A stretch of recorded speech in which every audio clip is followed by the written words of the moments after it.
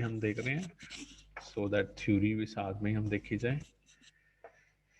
Okay, तो सबसे पहले वो बोल रहा है a switch statement allows a variable to be tested for equality against a list of values. अब ये थोड़ा टेक्निकल से भी थोड़ा और ऊपर चला गया ये स्टेटमेंट का सिनेरियो।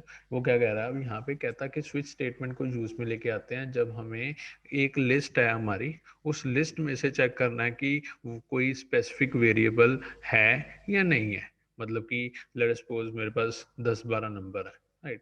जैसे 12 नंबर है, अब वो 12 नंबर पे हर एक नंबर पे कोई और ऑपरेशन परफॉर्म कराना है। ऐसी सिचुएशन पे हम इफ एल्स को यूज ना करके स्विच स्टेटमेंट को यूज में लेके आते हैं। Each value is called as case. अब जो 12 नंबर है उनको अब नंबर नहीं बोलेंगे, हम क्या बोलेंगे, केस। हमारे पास 12 केस हैं, right. And variable being switched on in on is checked for each switch case. तो अब ये सिनेरियो कैसे होता है, हम एक वेरिएबल में वैल्यू डलवा लेते हैं, फिर हर केस के साथ उस वेरिएबल की वैल्यू चेक करते हैं और चेक करते हैं कि कौन सा केस चलेगा और कौन सी स्टेटमेंट एग्जीक्यूट में आएगी, राइट। करने को हम ये सारा सिनेरियो इफ एल्स में कर सकते हैं। कैसे, काफ़ी सारे, अगर 12 हैं हमारे पास तो 12 इफ एल्स स्टेटमेंट लगा दें। इफ पहली स्टेटमेंट, एल्स इफ दूसरी स्टेटमेंट, एल्स इफ तीसरी स्टेटमेंट एंड सो ऑन। अगर इतनी सारी स्टेटमेंट लगाएंगे तो इफ एल्स जो है वो प्रॉपरली जो है वो वर्क नहीं करता, वो स्लो हो जाता है। Okay, right. तो वो स्लो हो जाता है, बेसिकली वो प्रॉपरली वर्क नहीं करता। तो वो सिनेरियो को फॉलो थ्रू करने के लिए यहाँ पे स्विच स्टेटमेंट का यूज़ किया जाता है। अब ये यहाँ पे जो नीचे दिया हुआ है वो बेसिकली स्विच स्टेटमेंट का सिंटेक्स है। तो स्विच स्टेटमेंट को ऐसे लिखते हैं, फिर हम एक छोटा सा प्रोग्राम देख लेंगे कैसे बनेगा, तो वो एग्जाम्पल क्लियर हो जाएगी वहाँ से। तो स्विच स्टेटमेंट का जो सिंटेक्स है वो कुछ इस तरह का है। सबसे पहले हम लिखते हैं स्विच, राइट। स्विच लिखने के बाद स्विच लिखने के बाद उसके अंदर एक एक्सप्रेशन डलता है। एक्सप्रेशन का मतलब क्या है, एक्सप्रेशन का मतलब है कंडीशन। मतलब स्विच के बाद हम क्या लिखते हैं, कंडीशन लिखते हैं। हम कंडीशन कैसी होगी, for example usually switch statement में कंडीशंस ऐसे होती हैं, लाइक वेरिएबल के नेम की फॉर्म से ही होती है कंडीशन। यहाँ पर हम ग्रेटर देन लेस देन नहीं लिखते क्योंकि हमारे केसेस होते हैं। मैं यहाँ पर मेंशन क्या करूँगा, लेट अस सपोज स्विच है, उसके अंदर वेरिएबल का नेम डाल दूंगा। वो कोई भी नेम हो सकता है, जैसे ए नेम वेरिएबल का है वो मैं डाल दूंगा, यहाँ पर लिख दूंगा।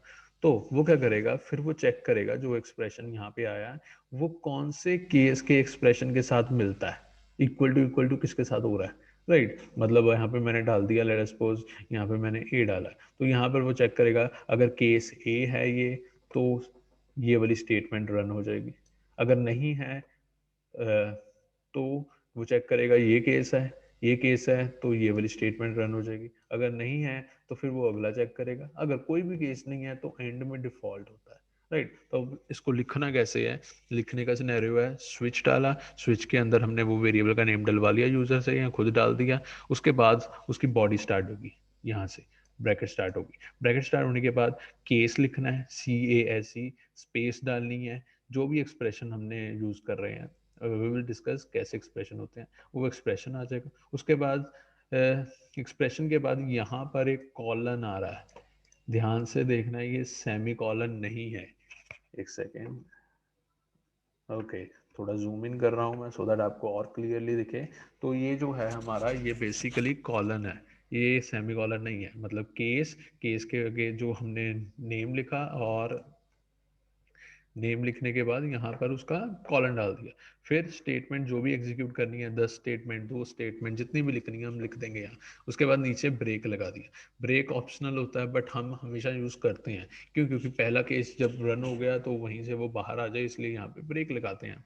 तो यही चीज़ फॉलो थ्रू होती है। दोबारा केस लिखा, एक्सप्रेशन लिखा, स्टेटमेंट लिखी, ब्रेक लगा दिया, और एट दी एंड लास्ट में हम कोई केस नहीं लिखते, हम लिख देते हैं डिफॉल्ट। डिफॉल्ट लिखते हैं, कॉलन डालते हैं और स्टेटमेंट लिख देते हैं। अब डिफॉल्ट के नीचे हम ब्रेक नहीं लगाते, इसलिए नहीं लगाते क्योंकि वो लास्ट है, वो ब्रेक लग ही रही है। अब ये ब्रेक क्या है, ब्रेक एक खास किस्म का कीवर्ड है जो सी में यूज में आता है। जहां पर ब्रेक लगा होता है वो करंट बॉडी में से बाहर निकल जाता है।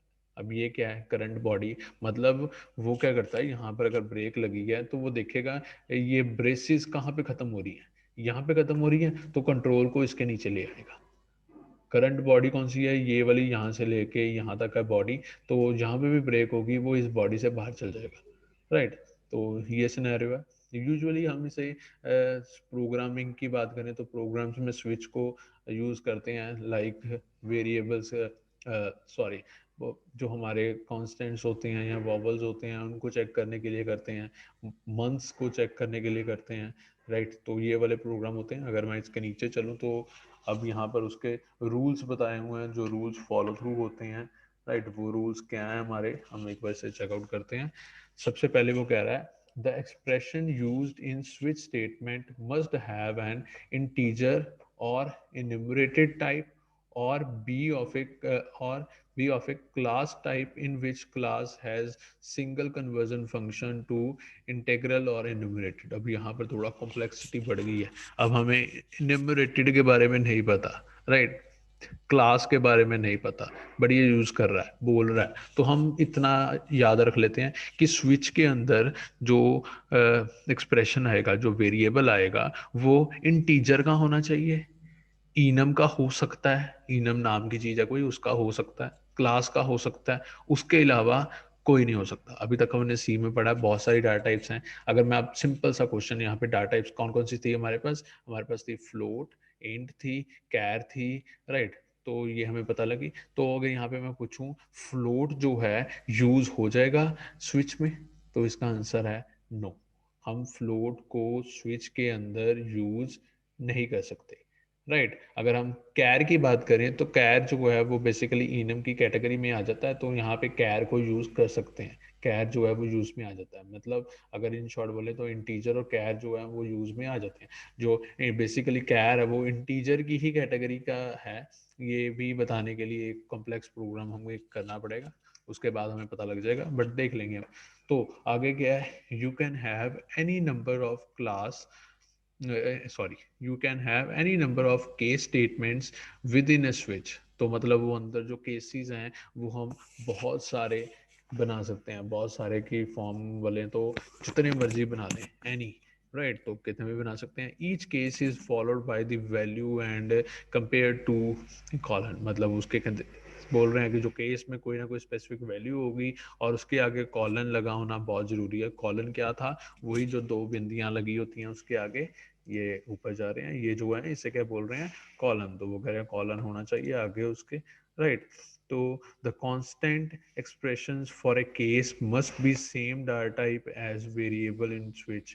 तो वो कह रहे हैं कि जो यहाँ पे एक्सप्रेशन में हम जो भी वैल्यू लिखेंगे वो सेम होनी चाहिए जो इसके ऊपर है। अगर सेम नहीं होगी तो वो वर्क नहीं करेगा, राइट। तो सेम होनी चाहिए। When the variable being switched on is equal to a case, the statement following that case will execute until a break statement is reached। मतलब वो कह रहा है कि अगर वो स्टेटमेंट ट्रू होगी, लेट सपोज ये स्टेटमेंट ट्रू होगी, तो अगर ब्रेक नहीं लगी हुई तो जब तक, जहां तक ब्रेक नहीं लगी हुई वो कंटिन्यू रहेगा।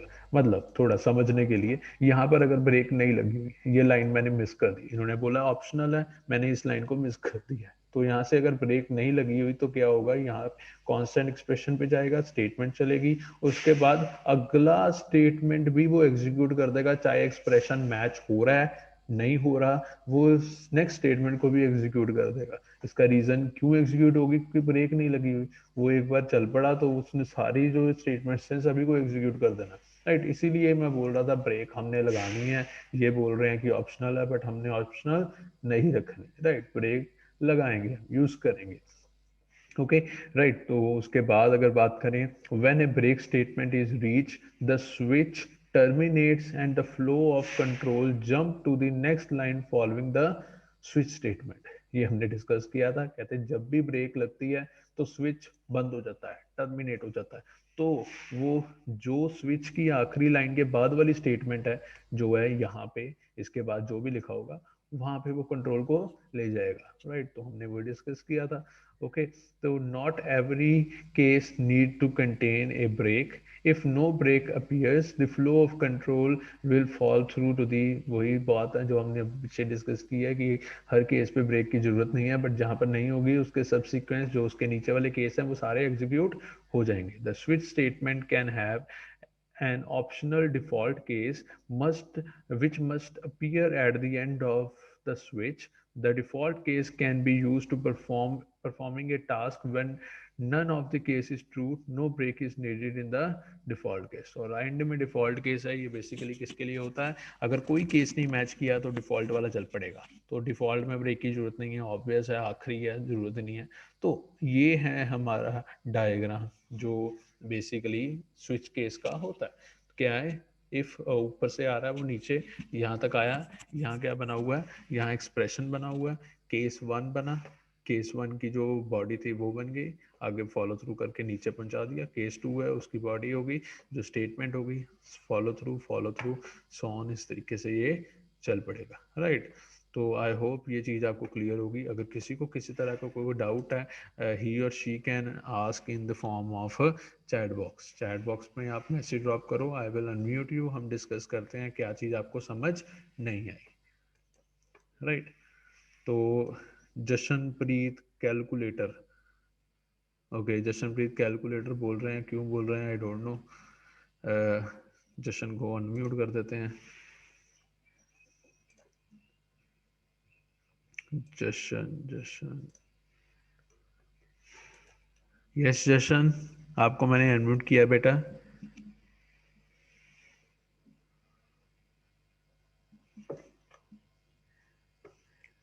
जशन अनम्यूट किया आपको।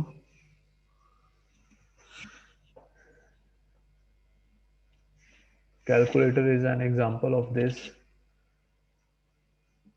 तो म्यूट तो अनम्यूट कर लो बेटा, या माइक नहीं है। ओके, तो जशन कह रहा है कि कैलकुलेटर इसकी एग्जांपल है, हम बोल सकते हैं कैलकुलेटर इसकी एग्जांपल है, यस। तो कैलकुलेटर इसकी एग्जांपल कैसे है, क्योंकि कैलकुलेटर जब यूज़ होता है तो हमारे पास बहुत सारे केस होते हैं, ऑपरेशन बहुत सारे हैं, प्लस है, माइनस है, मल्टीप्लाई है, डिवाइड है। तो वो सारे ऑपरेशंस में से कोई अगर एक ऑपरेशन परफॉर्म करवाना है तो हमें इफ एल्स में 4-5 इफ एल्स लगानी पड़ेंगी, तो वो उसकी जगह हम यूजुअली इसे प्रेफर करेंगे, तो हम कर सकते हैं। बट उसमें क्या होगा, जब हम इसे करेंगे तो उसमें हमारे पास, अब हम सोचने की बात है, एक चीज़ है वही सोचते हैं। जशन अनम्यूट की ऑप्शन आ रही है बेटा, चेक करो, मैं आपको क्लिक कर दे रहा हूँ, आपके पास अवेलेबिलिटी आ रही होगी अनम्यूट की। तो यही मैंने एक क्वेश्चन अब राइज करना था, जशन से करना था क्योंकि इसने पूछा था, बट अब इसका अनम्यूट नहीं हो रहा, तो हम किसी और से करते हैं।